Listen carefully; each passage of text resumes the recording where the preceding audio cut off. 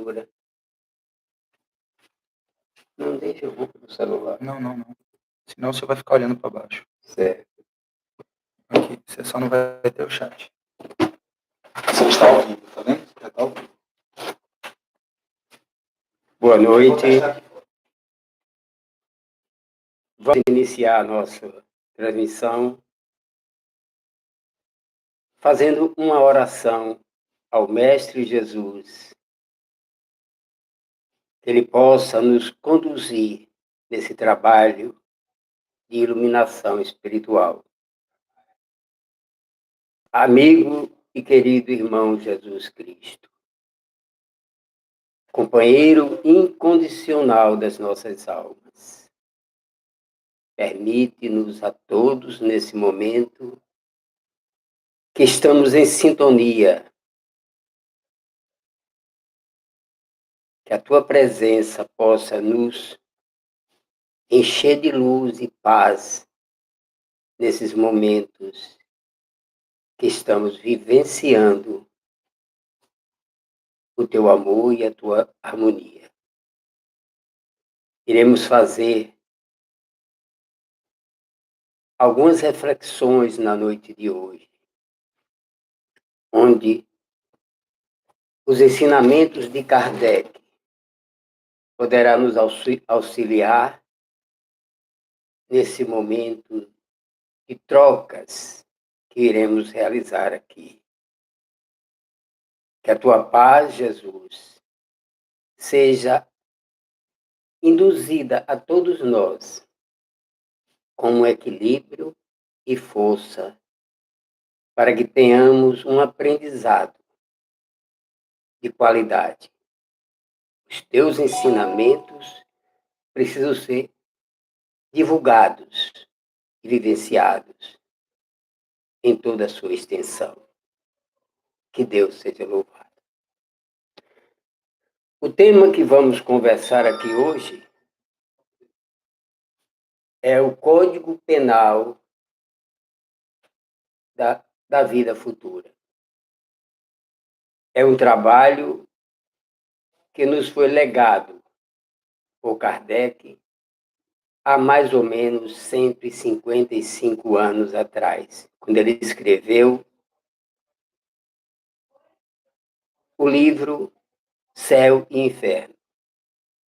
E lá nesse item, Código Penal da Vida Futura, são 32 artigos que realmente deverão ser lidos, relidos e discutidos por todos nós que conhecemos essa doutrina espírita, essa doutrina de fé raciocinada. Temos certeza que é um legado de muita grandeza para as nossas vidas, se nós pudéssemos aplicar no dia a dia de cada um de nós os verdadeiros ensinamentos de Kardec em nossas vidas. Eu vou começar lendo o artigo número 1, e daí a gente vai discutir em plenitude vários aspectos desses ensinamentos. Número 1, desse Código Penal. A alma, o espírito, sofre na vida espiritual as consequências de todas as imperfeições que não conseguiu corrigir na vida corporal. É tão importante que eu vou repetir. A alma, o espírito, sofre na vida espiritual as consequências de todas as imperfeições que não conseguiu corrigir na vida corporal. Todas as imperfeições.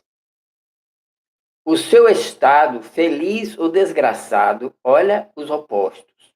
O seu estado dessa alma, quando sai daqui da Terra, feliz ou desgraçado, é inerente ao seu grau de pureza ou impureza. É muito forte. É muito consistente. essa colocação aqui desse código. Esse é apenas o número 1. Nós não vamos ter tempo de discutir todos os parágrafos desse código. Nós vamos discutir aqui alguns, porque nós vamos colocar aspectos para que vocês, ao ouvir a mensagem, anexar uma historiazinha que pode nos conduzir a uma reflexão mais profunda. É simples, é muito simples esse código. E começamos dizendo o seguinte: a vida podemos comparar com uma gleba. O que é uma gleba? Um pedaço de terra que nós recebemos de Deus para fazer o plantio. É uma gleba. Nessa gleba, Deus nos dá tudo. Sabe por que Ele nos dá tudo? Porque Ele é o nosso vizinho de condomínio. Quando nós visualizamos Deus não tão distante como Deus está muito distante de nós, nós entendemos que o próprio Kardec e Emmanuel, eu cito muito Emmanuel nas minhas colocações, e depois eu vou dizer por que eu cito Emmanuel. Emmanuel chega a dizer que Deus é o nosso vizinho de condomínio. Ele não está distante. Ele nos doa para o nosso plantio a semente, o arado, o clima, a chuva, o sol. Ele nos doa tudo. A única coisa que ele depende de nós é o plantio. E nós colhemos o que plantamos. É tão saudável isso. Só que a maioria de nós, infelizmente, ainda não tem o entendimento adequado de Deus. A gente ainda vê, muitos de nós ainda vê Deus como aquele Deus punitivo, aquele Deus que está para nos ferrar em alguns aspectos da vida, quando na verdade Deus é amor. Tem uma mensagem no livro, Pensamento e Vida, de Emmanuel, que ele traz uma colocação muito importante. Deus ama profundamente a todos nós. Deus ama do verme ao anjo. Emmanuel diz isso numa mensagem chamada Amor. No livro Pensamento e Vida, ele nos traz essa mensagem. O título da mensagem é Amor. Deus ama, mas ama a todos. Deus ama a nós, ama aos criminosos também. É como Emmanuel coloca. Deus entende que o amor que ele nos lega é um retorno garantido. Ninguém fique pensando que Deus não vai esperar de nós uma transformação. Nós, mais cedo ou mais tarde, nós vamos nos tornar próximos a Deus. Agora, essa caminhada, ela depende muito de cada um de nós. Muitos de nós, eu estou percebendo aqui, pelas algumas mensagens que estou recebendo aqui, muitos de nós estamos assistindo, como eu vi alguma colocação aqui, uma palestra espírita pela primeira vez. E eu digo a vocês, esse irmão que está assistindo, ou esses que estão assistindo pela primeira vez, com certeza, ao lado deles, tem um espírito protetor o acolhendo e o orientando. Eles não serão mais o mesmo depois que forem tocados pelos sentimentos de elevação. Porque ao nosso lado agora tem espíritos felizes, tem espíritos emocionados, porque nós estamos conduzindo um processo de amor. Estamos cada um dentro do nosso lar, vivenciando uma situação difícil. Mas por que difícil? Porque nós não estamos acostumados ao recolhimento. Precisamos entender que o recolhimento, nesse momento, ele tem que trazer harmonia e paz para as nossas vidas. Existem pessoas que estão ficando depressivas, desarmonizadas, em conflitos consigo próprio. Então, isso não é razão de ser, porque ao invés dessa pandemia, se não fosse a interferência de Jesus no nosso planeta, no qual ele é o governador do óbice, com certeza nós estaríamos aqui recebendo, em vez desse acolhimento dentro do lar, poderia estar recebendo bombas explodindo sobre nossas cabeças. Como existem regiões no Oriente que acontece isso, que acontecia isso. Até a guerra de lá acabou. Essa motivação maior desse vírus, com certeza, vai deixar o nosso planeta de alguma forma modificado. Quando sairmos dessa pandemia, seremos outras pessoas. Lógico, a gente sabe que vai ter sofrimento, que vai ter dor, que vai ter desarmonia, desequilíbrio, a crise financeira. Algumas pessoas vão passar dificuldades no conceito de alimentação e de convivência, mas toda dor, entenda isso, toda dor, com certeza, ela passa por um processo de iluminação e de crescimento espiritual. Não existe crescimento espiritual sem o sofrimento. E o sofrimento, quando ele é aceito, quando ele é vivenciado, quando ele é compreendido, com certeza ele vai servir de um parâmetro de positividade na vida das pessoas. Na verdade, o que é que Deus quer de cada um de nós? A nossa transformação. Porque ele coloca na mesma árvore, ele coloca o pássaro, o abrigo para o pássaro e a serpente, convivendo em harmonia. Deus, volta a repetir, ele ama do verme ao anjo. Não existe falta de amor vindo de Deus. O Espiritismo nos ensina isso. Nós que conhecemos o Espiritismo, temos essa fé raciocinada. E nenhum de nós que está passando por alguma dificuldade deverá estar se queixando, porque o sofrimento vem para lapidar, para transformar as nossas almas, para nos levar a mundos de regeneração. Quando a gente diz que o amor de Deus, ele vem nos fortalecer a cada dia, é a prova contundente de que esse amor é grandeza, esse amor é paz. Tem uma passagem, só para não ficar no ato muito sério, vamos brincar um pouquinho. Tem um senhor que queria comprar uma terra no interior, ele viajou e foi andando por aquelas regiões, tentando descobrir o local para ele construir, comprar um terreno e construir alguma coisa para ele morar naquela região onde ele pretendia se instalar a partir daquele momento. Tinha se aposentado e precisava mudar os ares da vida dele. E ele saiu andando e, num certo momento, ele encontrou um fazendeiro à porta de sua fazenda. E aí ele para e pergunta: essa terra dá milho? O fazendeiro responde: dá não, senhor. Essa terra dá mandioca? Dá não, senhor. Essa terra dá feijão? Dá abóbora? Dá batata? Não, dá não, senhor.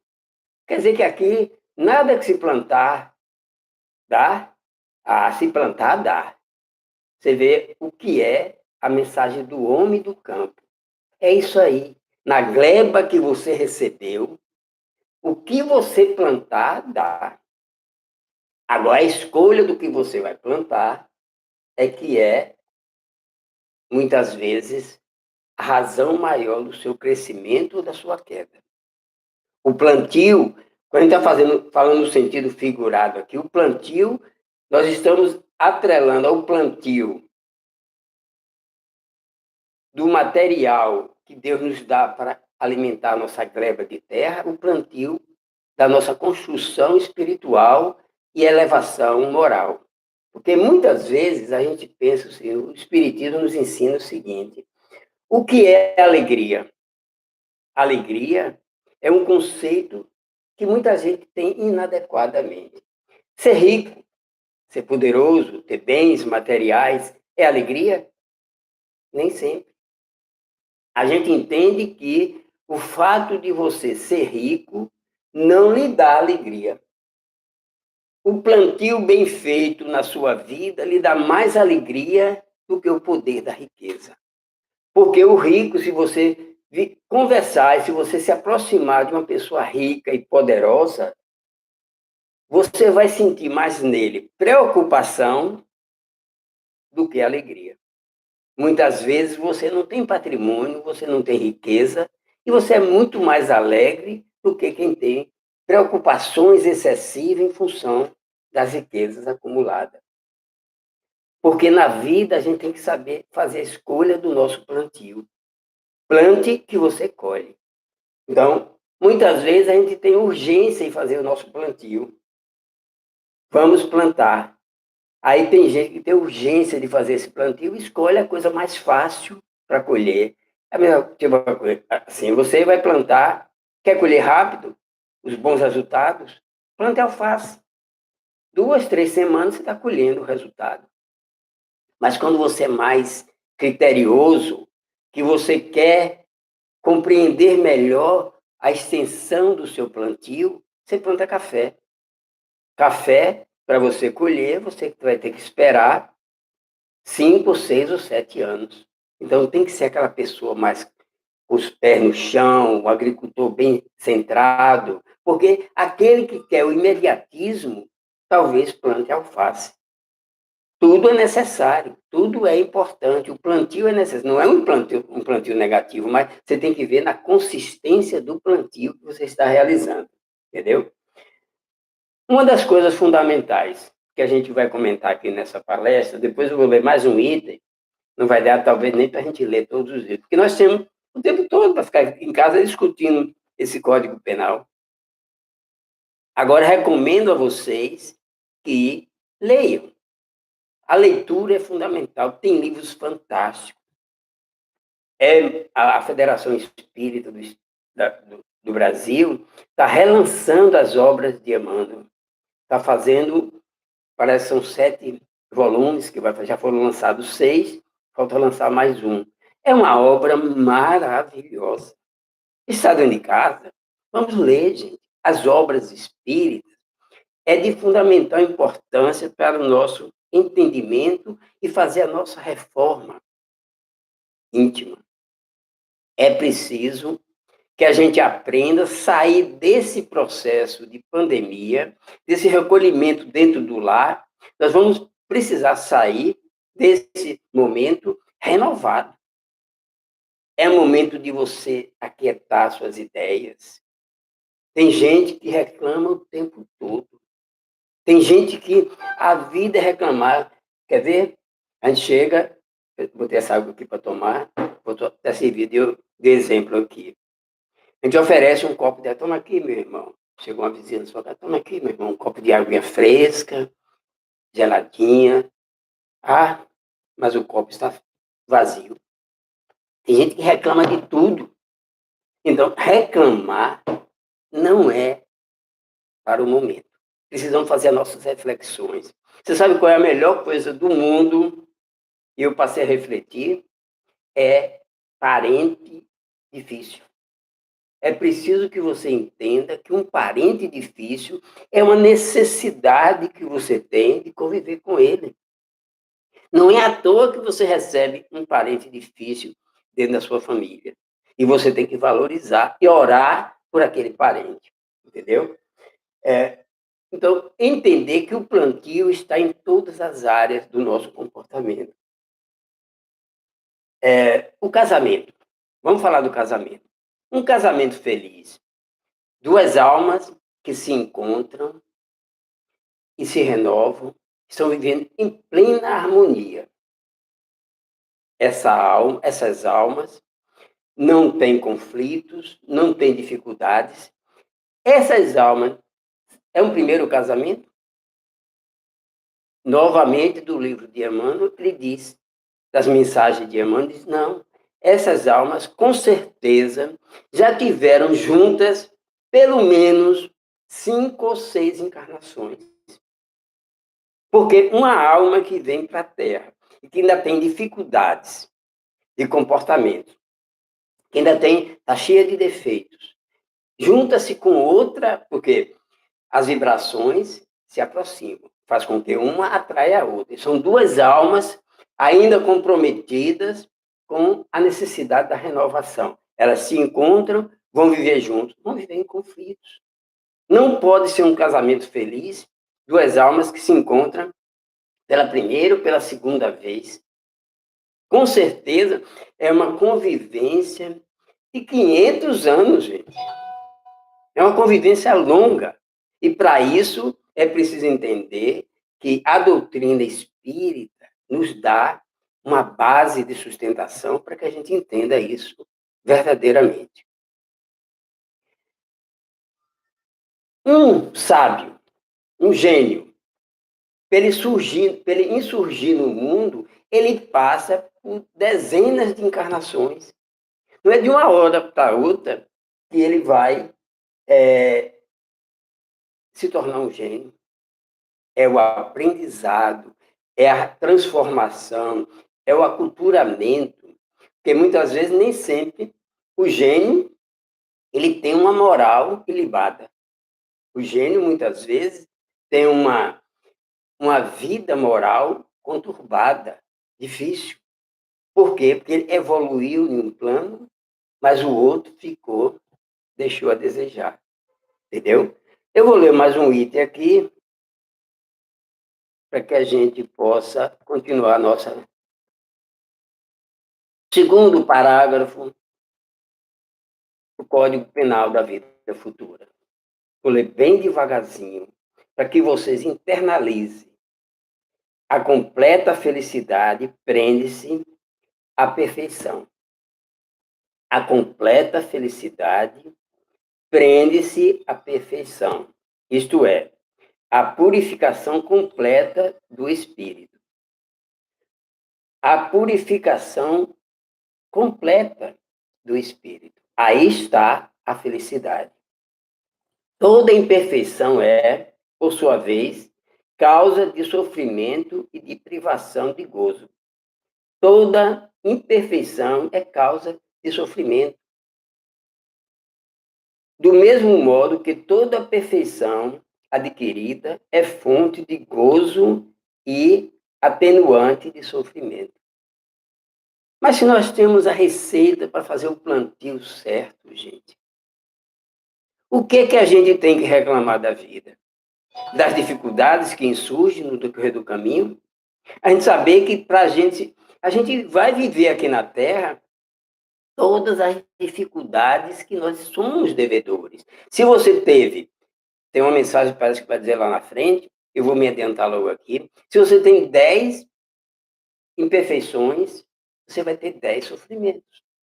Se você tem 5 imperfeições, você vai pagar com 5 sofrimentos. Essas colocações estão aqui no Código Penal da Vida Futura, entendeu? Eu vou continuar lendo aqui, porque depois a gente para refletir sobre aspectos ainda do casamento. Quando o gênio se transforma em gênio, ele já passou por situações difíceis. Da mesma forma que o ser antipático, o ser defeituoso, ele não passa a ser antipático em uma vida só. Ah, eu não suporto, vou viver uma vida a meu modo. Então, começa a rebelia, se distratando a um, sendo mal educado com o outro, e começa. Em uma vida só, ele não consegue ser ruim. Ele vai ter que passar 2 ou 3 vidas incutido naquele pensamento negativo, porque, de alguma forma, ele recebe de Deus uma intuição. Deus não vai ficar inimigo daquele homem que está se distratando. Deus deu a ele uma consciência. É o juiz que ele tem ao lado dele, que coloca ele em reflexão. Naquele mesmo momento que ele está agredindo as pessoas que estão ao lado dele, se transformando numa pessoa ruim, de vez em quando vem aquele alertazinho, aquele toque, aquela sutileza. Você está fazendo certo, meu irmão? Reflita. Venham aqueles pensamentos intuitivos, porque ninguém vive sem um apoio espiritual de bondade. É como eu disse, nesse momento aqui agora, todos vocês, muita gente que está me assistindo aqui, com certeza, nesse momento, tem um espírito de luz, um ou mais de um de luz do lado dela. Eu me arrisco até a dizer, não tem nenhum espírito sofredor ao lado desses, todos esses que estão sintonizados nesse aprendizado. Não tem, porque nós construímos a nossa companhia. Nós é que abrimos as portas para aqueles obsessores, para aqueles irmãos infelizes, que muitas vezes não são nem obsessores. A gente encontra pessoas na rua. Eu vou contar uma historiazinha, o seguinte, outro dia eu encontrei um amigo na rua e ele me cumprimentou, apertou minha mão, ainda podia, nessa época, estava podendo apertar a mão, não tinha o vírus ainda. E aí ele apertou minha mão, conversamos um pouquinho, e eu falei, está tudo bem? Ele estava assim, todo tristonho. Ele disse, não, rapaz, tem 3 dias que eu estou com uma dor de cabeça horrorosa. E eu falei, já foi ao médico? Sabe de onde é que vem essa dor de cabeça? Não, rapaz, eu tenho tomado alguns remédios aí, mas está virando rotina essa dor de cabeça na minha vida. Eu aí conversei, dei alguns conselhos, conversei com ele, alguma coisa, e nos despedimos e fui para casa. Assim que eu saí de perto desse amigo, eu comecei a sentir a dor de cabeça.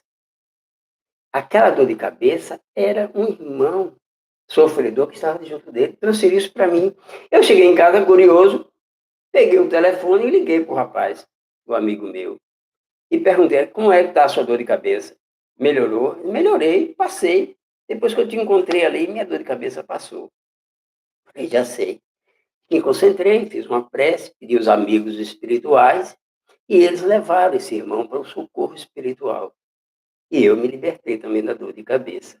Então, gente, essa necessidade, a gente estar em harmonia com o sofrimento e não permitir que aquele irmão entre na nossa casa e se acoite em nosso lar, a nossa vida.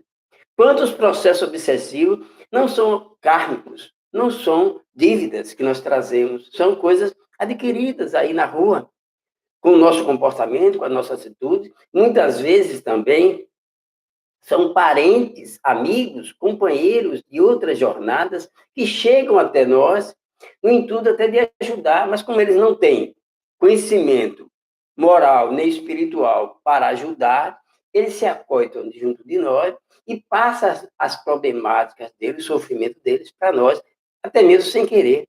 É um processo obsessivo simples, mas que a gente tem que saber lidar com isso. Compreender que muitas das nossas doenças, hoje em dia, ela passa pelo crivo da influência espiritual. Quanto remédio se toma hoje em dia desnecessariamente?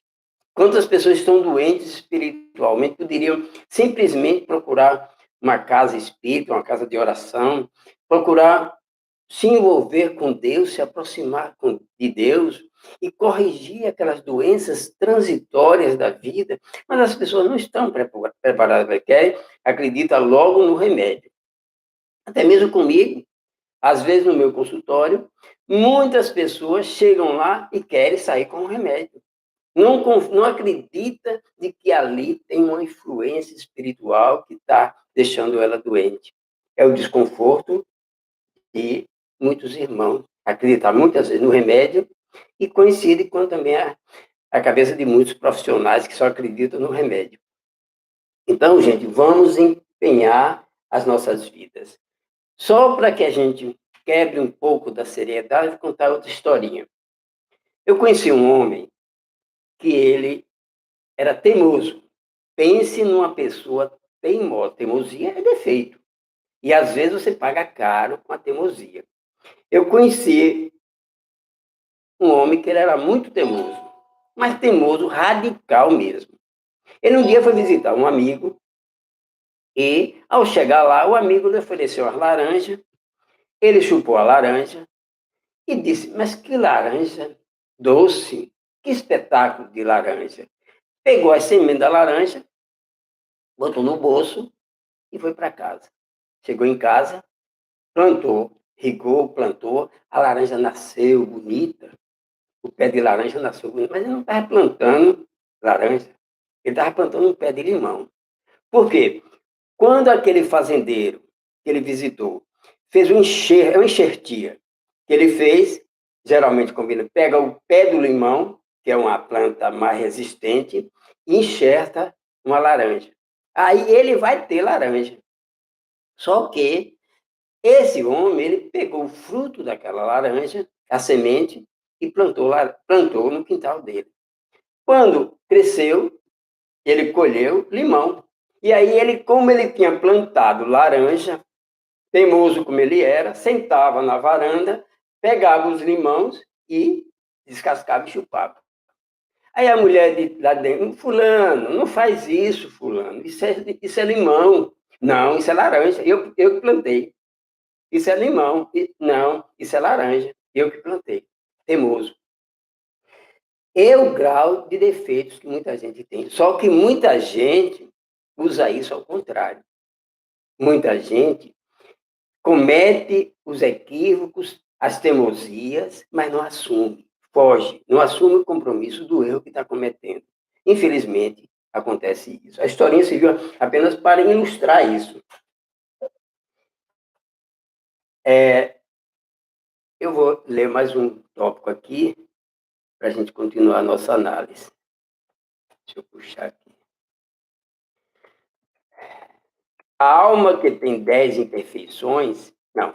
A soma das penas é, assim, proporcional à soma das imperfeições, como a dos gozos, proporcionalmente à das qualidades.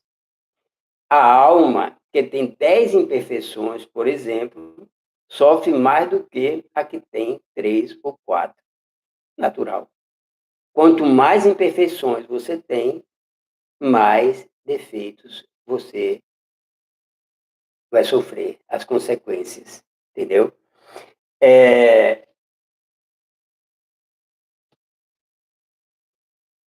Criaturas imperfeitas atraem criaturas imperfeitas. Pessoas que cometeram equívocos, com certeza, vão se aproximar de outras que estão cometendo equívocos. A sintonia é basicamente assim. E para ilustrar, eu vou contar a história que a maioria de nós conhecemos, mas muitas vezes não refletimos quando lemos a história. Porque muito de nós já leu Nosso Lar. Mas a visão que nós temos de Nosso Lar, muitas vezes, foi pouco valorizada. Vamos fazer uma interpretação de um trechozinho daquele livro Nosso Lar, para a gente refletir melhor como se encaixa certinho aqui nesse projeto que a gente traz para discutir aqui hoje, que é o Código Penal da Vida Futura. No Nosso Lar, André Luiz, o autor espiritual daquela obra, ele foi filho de um fazendeiro no interior de um estado aí, não vamos entrar no mérito da questão. Ele tinha um pai importante, tinha uma mãe boníssima, uma mulher espetacular, mas o pai dele tinha 2 amantes. Estou falando isso aqui de início para a gente entender como é que a lei de amor funciona. André desencarnou e foi para o umbral. Passou 8 anos no umbral. Sofreu. Depois, por que André foi para o umbral? André desencarnou como suicida indireto. Ah, como assim? Ele desencarnou porque ele se alimentava demais, a gula, e bebia. Ele bebia, morreu jovem ainda, parece com 60 e poucos anos, não tenho ideia da idade dele, mas desencarnou e foi para o mundo espiritual, para o umbral, porque ele foi suicida. E muitas vezes as nossas ações, muito mal vivenciadas, nos leva a uma morte até mais demorada, mas que nos leva também, tem o erro, tem o descompromisso com a vida. Se ele tinha que viver aqui 80 anos, 90 anos, e ele morreu com 60 e poucos, com certeza ele antecipou a ida dele para o mundo espiritual. Ele cometeu um erro muito grande. Tem outros que cometem o pior, tem outros que em 3 a 5 segundos comete crimes hediondos, que é o suicídio direto mesmo. Então, essa conotação é importante que a gente entenda que uma pessoa que comete um ato desse, um desatino de tamanhas proporções, leva provavelmente até 5 ou 6 encarnações para recuperar aquele erro. Um erro de 5 segundos. É um desatino, um desequilíbrio. Então, essas conotações temos que chamar. Por isso que eu digo assim: vale a pena refletir sobre como você está vivendo a sua vida. Será que você que está me assistindo aqui está fazendo as coisas certinho, está se alimentando bem, está bebendo ou não está bebendo, está usufruindo dos prazeres da carne para denegrir o seu próprio corpo? Porque se você, isso aqui vamos supor que seja um ácido, eu derramo o ácido aqui em cima dessa mesa, o que vai acontecer? Essa mesa vai ficar corroída. Com certeza. Eu, quando estou bebendo, quando estou fumando, quando estou me alimentando em excesso, eu estou destruindo o meu organismo. Isso aí é uma falha enorme. E a gente tem que refletir sobre isso. E aí, no dia que a gente chegar no mundo espiritual, e dizer assim: eu tomava uma cervejinha, tomava um whiskyzinho, apenas para relaxar. Eu comia, eu não podia ver um prato, uma feijoada, um churrasco, eu passava dos limites. Por quê? Porque é uma pessoa desregrada. E o desregramento leva você às consequências danosas que é os erros. E na hora que você passa para o mundo espiritual com esses chamados pequenos erros, você vai pagar, de qualquer forma você vai pagar. Porque na vida, você paga pelo bem que você não fez, ou até mesmo pelo bem que você poderia fazer e deixou de fazer. Então, são essas conotações que a gente vai ver aqui nesse código. Tem uma passagem aqui que vai dizer isso. E a gente vai ver essa coisa. Uma das coisas importantes entender da história de André Luiz é quando ele chegou no nosso lar, ele já começando a trabalhar, já estava melhorado, já tinha se dedicado à vida de maior qualidade no nosso lar, que o nosso lar já é um padrão de comportamento bem diferenciado da zona que ele vivia, as zonas umbralinas. Então, ele chegou no nosso lar e, com certeza, ele foi muito bem acolhido, orientado, e um dia a mãe dele vem visitá-lo. A mãe morava num plano superior ao nosso lar. Era um espírito muito evoluído. E aí, ele se encontrou com a mãe e, preocupado, querendo notícia do pai. E aí, mãe, e nosso pai? E meu pai? Como é que está meu pai? O que é que vai acontecer com ele? Ele sabia que o pai dele estava no umbral, em zonas de muito sofrimento. A mãe dele diz: meu filho, não se preocupe, já está tudo planejado. Eu vou nascer de novo, vou receber seu pai como companheiro, como marido, e as duas irmãs vou receber como filhas. Como ele sabia que a mãe dele estava num plano mais elevado que o dele, ele se segurou, mas ele estranhou. As duas irmãs foram as amantes do pai dele. Você vê o que é o amor. As duas irmãs eram as duas amantes do pai dele. Ela ia reencarnar e a gente ia receber as duas amantes do pai como filhas. Veja o que é elevação espiritual. É o perdão, gente. A gente entende assim, que um dia a gente vai chegar lá. Muitos de nós talvez não consigam fazer isso ainda. Muitos de nós ainda tenham imperfeições de se vingar, de não querer saber daquela pessoa, quando na verdade não é isso. Todos nós, um dia, tivemos compromissos negativos aqui na Terra, um dia nós vamos nos encontrar. Porque há necessidade da reparação, porque não existe pagamento sem reparação. Muitas vezes, o arrependimento, na hora que você quer se transformar, é importante. A expiação é necessária, às vezes, mas o mais importante no cumprimento dos nossos resgates espirituais é a reparação. E essa mulher, ela veio fazer com que o marido pudesse reparar, tirou ele do umbral, tirou gratuitamente, tirou ele do umbral gratuitamente, não. Vocês não imaginam o que é que esse homem vai passar no dia que as duas filhas dele tiverem na adolescência e trouxer um namoradozinho para dentro de casa. Pai, isso aqui é fulano, eu trouxe ele vir almoçar com a gente hoje. É meu namorado. Aquele homem que sentia por aquelas meninas um amor de homem mesmo, de uma hora para outra, vai ter que transferir esse amor de filho. É fácil? Não. Mas isso, a mulher dele estava ali com a perfeição que ela tinha para contornar essa situação e fazer com que o marido resgatasse a dívida dele pelo amor. E ela, com certeza, foi a mentora espiritual desse projeto, para que o marido deixasse de pagar e deixasse de sofrer pela dor e pagasse pelo amor. Porque aí ele tinha que transformar o amor dele de amante para amor de filha. Aí é a regeneração, é a reparação que aquele homem recebeu a oportunidade de cometer. Quem criou essa possibilidade? A mulher, que já era um espírito muito mais evoluído. Então,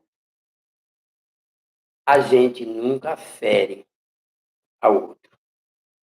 A gente fere sempre a nós mesmos. Quando nós entendemos que a ferida que nós geramos em alguém, ela nos fere também, a gente vai entender que aquela ferida deveria deixar de existir. Quando você pensa, tem gente que ainda pensa desse nosso grupo, muita gente ainda pensa em se vingar. Gente, pelo amor de Deus. Conhecendo, eu volto a repetir, essa fé espírita, esse legado que Kardec nos deu, conhecendo esse material espiritual de grandeza, e a gente ainda tem, muitas vezes, o desejo de se vingar de alguém, é muita rebeldia, é muita dificuldade de comportamento. Então, vamos ter paciência. Como eu dizia, interessante é que a gente pare para refletir sobre esse caso de André Luiz. Porque são ensinamentos que a gente não vai... Às vezes você leu, muitos de nós já lemos esse livro aí, mas será que pensou no amor, que tem esse amor de mãe que veio ensinar, regar, fazer um plantio numa gleba diferenciada, que foi uma nova vida para aquele homem que recebeu aquela mulher como bênção. Então, gente, é preciso entendermos a mensagem de Deus. Deus é amor em plenitude. Então, tem uma historinha de Chico Xavier que é muito interessante. Às vezes acontece uma coisa muito negativa em nossa vida e a gente fica entre desespero. Quincas, ele passou por um processo, ele montou com muita luta, com muita dificuldade, ele montou uma loja, um consultório para ele, e ele, muitos equipamentos, muitas coisas caras, muitas coisas importantes, que com muita luta ele conseguiu comprar. E um dia, alguém chegou no consultório, nesse espaço que ele construiu, e roubou tudo. Mas levou tudo, destruiu tudo. Ele ficou apavorado, entrou em pânico, procurou Chico Xavier. E aí, Chico Xavier, quando ouviu aquela história, reuniu aquele povo todo. Gente, vem aqui, venha ver a história de Quincas. Você sabe o que aconteceu com Quincas? Quincas devolveu o que não era dele. Você vê como Chico via as coisas, né? Quincas devolveu o que não era dele. Quer dizer, a missão daquele homem, Chico Xavier, é dar uma boa interpretação aos fatos. Que ninguém perde nada por perder. Ninguém perde nada porque pelo acaso. Tudo que acontece de bom ou de ruim em nossas vidas tem uma vibração. Para finalizar, eu vou contar uma história que foi um palestrante espírita. Ele disse que costumava, nas reuniões que ele fazia, sempre tinha um amigo que acompanhava ele. E um dia ele perguntou, fulano, por que as coisas negativas sempre ocorrem com você? Porque toda vez que esse homem ia para as palestras dele, alguma coisa no carro dele acontecia. Quebrava o retrovisor, furava o pneu. Ele disse que, às vezes, tinha até medo de botar o carro dele junto com o desse amigo, porque podia sobrar para ele. Aí eles perguntam, onde está a dificuldade daquele homem? A vibração, gente. Aquele homem tinha uma vibração ainda muito negativa, atraía as coisas junto dele, atraía por uma necessidade de reparação. Então, ele precisava se recompor estruturalmente, espiritualmente, para que o mal não chegasse sempre para ele e que ele realmente tivesse uma vida mais tranquila. Eu acho que a gente já está chegando ao final, porque ainda não deve se estender muito. Eu vi aqui, não tenho ideia de quantas pessoas, mas pela quantidade de pessoas que tem aqui, muita gente assistiu essa palestra. Se eu puxar aqui, é, muito bom. Então, que a gente possa realmente continuar.